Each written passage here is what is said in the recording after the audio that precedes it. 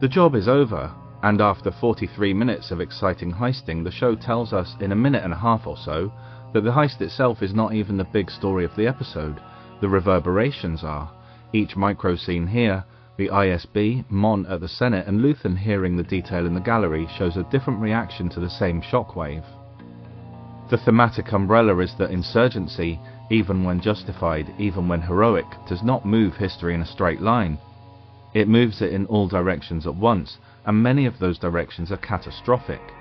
First stop the ISB. The Empire reacts with characteristic force. An alert goes out, staff practically run through the corridors, and Partagaz informs his team they shouldn't expect to be going home for a while. Then he says it, right out in the open, unhidden by the ISB's usual smoothing of language. He says retaliation plans, not investigation plans, not containment plans. The Empire's first instinct is not to understand what happened, how or why, it is to punish everything within reach. The rebellion has handed the ISB a moral blank check. If the heist is meant to destabilize, the ISB scene proves the Empire is far from broken here. It's empowered.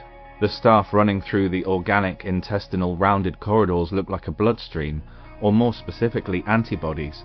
Really reminds me of that old cartoon Once Upon a Time Life. I learned so much watching that show. The ISB is a body reflected in all the medical language Partagaz tends to use. The scene is staging the Empire as a biological system, and the rebels are a pathogen that has just made it stronger. Then we're in the Senate. Mon Mothma is mid-speech. She's talking about Gorman, some planet being oppressed by the Empire, probably just a bit of narrative colour, not likely to come up again. She's measured, careful, building a case for a fact-finding commission, the kind of painstaking work that reform requires. I completely misread this scene at first. I thought the other senators were leaving because they don't care enough, because they think Mon is doing something risky and don't want to be seen to be involved or supportive. But no, everybody is a long way away, but looking more closely, this is basically the moment the news hits the galaxy, and what we're looking at is the equivalent of everyone's phone going off, after which they all start freaking out and leaving as fast as they can. They know bad things are coming, and they have things to do, strongly worded condemnations to write, documents to shred, funds to move around. In some cases they might want to disappear. This is the moment I realised this is a really huge deal. I don't know my wider lore enough to know for sure, but it feels like the Empire has never been hit this hard before, or at least never been shamed like this before. And so whoever these Gormans are, they have missed their chance at political support because of Luthen's actions, and will continue to endure that boot on the throat. He would probably listen to Mon's speech and hear the ineffective language of a system that only pretends to listen, but the immediate effect of Aldhani is still to make life worse for the oppressed people he claims to be fighting for. Then the gallery. Clea is with a customer and Luthen interjects with some patter about how a forgotten language is freeing rather than sad. You decide what it means.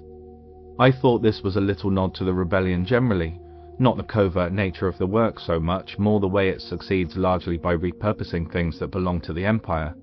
A uniform, a process, a freighter, a battle radio, a whacking great pile of credits. There's a guy using the gallery like a cafe for some reason. I guess he's waiting for the rich lady. Maybe it's her son taking mum out shopping, or her driver. He's reading the news and mentions Aldhani, casually like gossip. Luthen's startled and for 1 second might think the ISB have got him, but the guy's just a guy, and it turns out Luthen's little operation is the talk of the town. He uses the non-serious request for an Aldhani relic to disappear to the back and starts to laugh. And then we get an entire character arc in a single gesture. His arms raise in celebration, but they don't stop where they meant to, up in the air. Instead they sweep through, coming to rest atop his head in consternation. The best word I could come up with to describe what he's feeling is enormity. Everything he's sacrificed has led to this moment. You can see him go from yes to oh fuck. There's no going back now. He just kicked over the hornet's nest that happens to rule this galaxy, which means billions will suffer, and it means they're coming for him.